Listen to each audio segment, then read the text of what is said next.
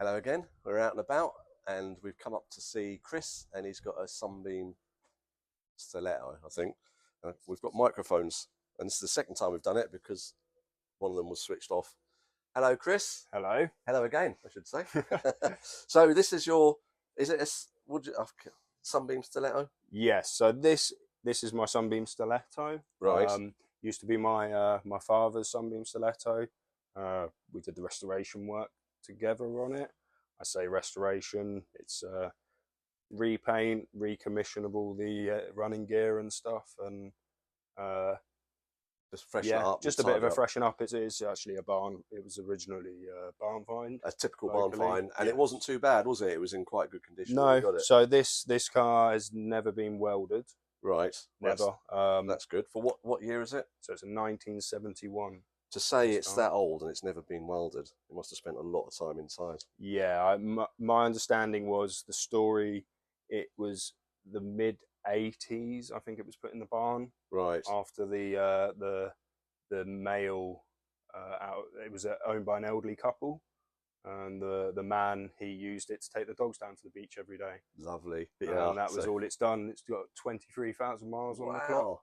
Time. So and that was your dad, I take it. Yeah, that was my dad. So that's in memory of him. Yeah. When he when the old man passed away, his wife didn't have the heart to get rid of the car. Right. So she just pushed it into the barn, and it sat there for the best part of 20 odd years. There's so many cars over here that have got the same story, and they've just been left. It's amazing what you come across. It's amazing. Some beauties.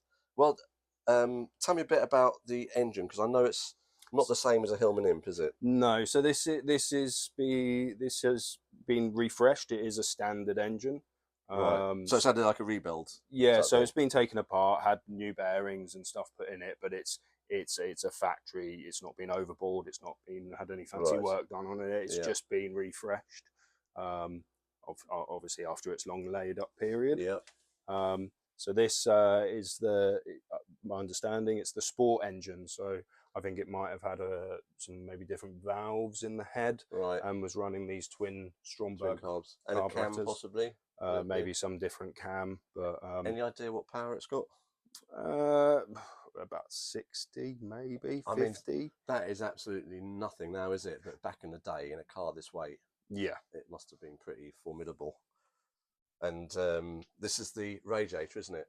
Yes, so that's the radiator there. It's got a rear mount radiator. A lot of people will convert them so they run front mount radiators. Right, yeah, because I presume it's hard to get the air to the radiator when it's in the back, especially when it's enclosed in here with all the yeah. I think that was one of its Achilles heels. I think it uses, my understanding, it uses like the suction underneath the car as you're going to aid the circulation of air through the radiator, which. And this sucks the air, does it?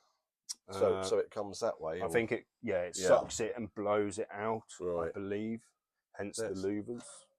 But I may be wrong. That's weird because it's got two. Or it may go the other way, isn't it? I know that is that. No, that's just a gap. Yeah. So this is just a. That doesn't actually move. No. It's like a Porsche, isn't it, with a fan in the back? They're being air cooled. And a remote servo. Yeah, so that was factory as well on the Sunbeam Stilettos, and not standard on the original. No, no, it may well have been an optional extra, but. And did these ran at the same time? They sold these the same. So time? this was just a different variant of the Hillman Imp. Right. This, I believe this is the most upmarket version of the Hillman Imp you could get at the time, and with the vinyl roof and the twin headlights and various other changes. Roof.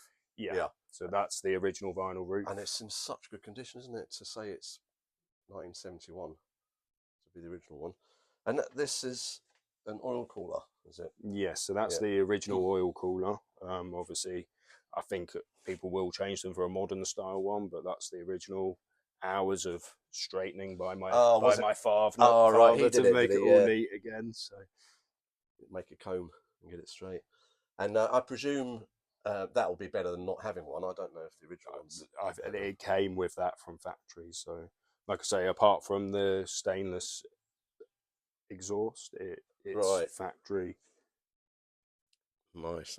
I do like a Hillman Imp, and they are giant slayers, aren't they? When you watch them racing, and they're racing against Lotus Sunbeam, Lotus Cortinas and Jaguars, they they're all over them around the corners. Yeah, Lose well, out a bit on the I think straight. back in its heyday, this would have been competition for your Cooper S's and stuff like that. Right, So, yeah. Talking of which, there we have, for people to know, that's a mini engine, because you also have a mini as well, don't you? I do, yes. I do. But you have to. My first car was a mini, so yeah, I've had 5 minis.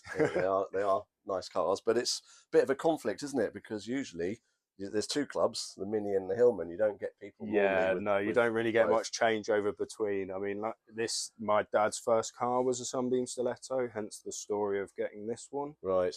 My first car was a mini. Oh, right. So yeah. They both drive very differently. Which is better? Which is a better car? I could be very controversial here. I'd say it depends on purely what you're using it for. I mean, the mini is very direct, obviously, with the way the suspension is, with the rubber donuts.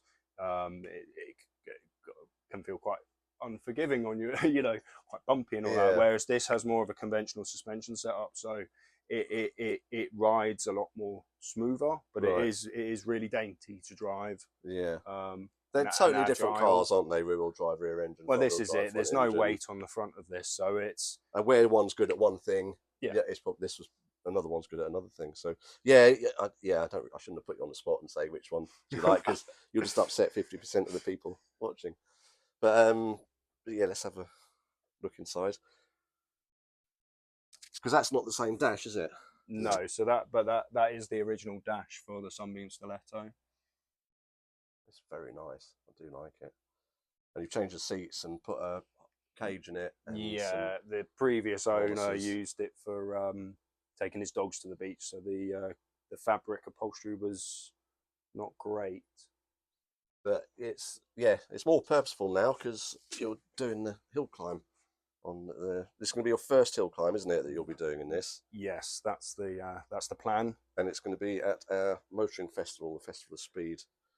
Always throwing the little issues out, but that's the joy of old cars, isn't it? Yes. Well, yeah.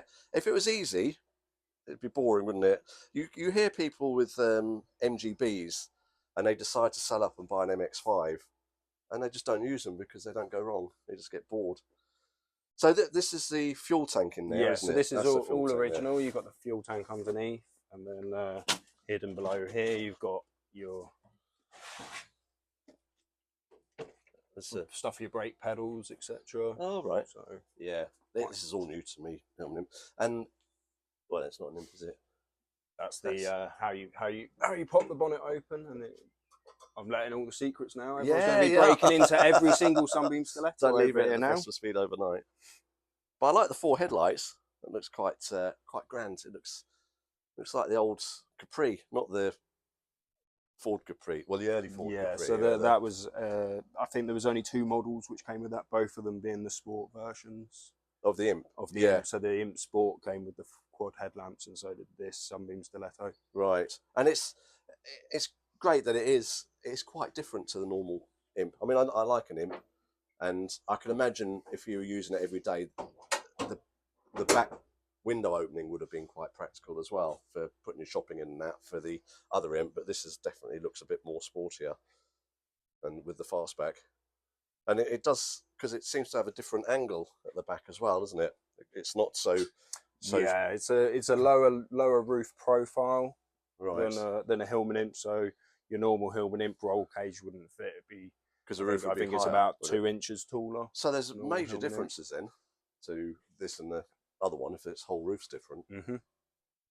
Right. Well, I hope you have really enjoy yourself at the hill climb. I'm sure you will. It'll be great fun. Yeah. So and then share the nostalgia. That's it. Yeah, that's what it's all about. Yeah. And I love seeing old stuff going around. It's just it does make you think back. But once you've done it, I know you'll be getting in touch with Shrigley and ordering an engine. I'll be hooked. I'll be entering all of them. So you can never have enough power. It's always nice to have a bit more. Right. Well, I'll put some pictures up. You must have some pictures you can send me, and the Mini as well would be good. But thank you very much for showing me around. It's a lovely car. I've really enjoyed looking at it, and I can't wait to see it go. I'll get some clips of the hill climb.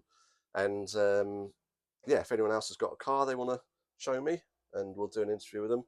And look forward to seeing you all next week at 7 o'clock with another car to see. Thank you very much for watching. Thank you very much, Chris. Thank you. Thank you. Funky Chris. Talk about an eclectic mix. Now I love this car. What's going on here? A Sunbeam Stiletto. Have you ever seen or ever heard one of these? Hillman Imp. Yeah. So this is the Sunbeam version of the Hillman Imp. These cars are very interesting. Lightweight, root screw. So Chrysler bought up a whole family of UK brands. The root screw it was called. And this Singer, Hillman, Sunbeam, they were all bought up by an American company. And they turned the company around. Now what's interesting about this car, that fastback design is like the Hillman Imp. But in the back of this car is a 1000cc engine. The engine in this car was designed by Coventry Climax. Now those of you who are a bit nerdy like me will know that Coventry Climax made fire pump engines. So basically most of the British fire engines and standalone pumps, even to this day, are powered by a Coventry Climax engine. But working with Colin Chapman, what they realised was these fire pump engines revved out so cleanly with such a high rev range that when you put a little throttle on them, you could make them very fast indeed. And the Hillman Imp California and this, the Sunbeam version of the Stiletto, made some of the most interesting track cars in their day. This car's a little bit tracky, so it's got a roll cage in it. I hope Chris is going to aspire to putting this car in some events, because these handle beautifully. And what a wonderful English that you haven't, I bet most of you haven't seen a Stiletto before, other than on the heel of your wife's shoe. But this lovely Stiletto is really rare, and while we've seen Bentleys and Rolls Royces and all the top German firepower, I love seeing this car here today because it just shows the eclectic mix that we brought to our concourse. So Chris, I'm so pleased you brought it. I think this needs a round of applause. The confidence of Chris to say, look, I've got a car that also needs to be recognised. And it is recognised here today as an important British classic. Thank you, Chris, for bringing it up.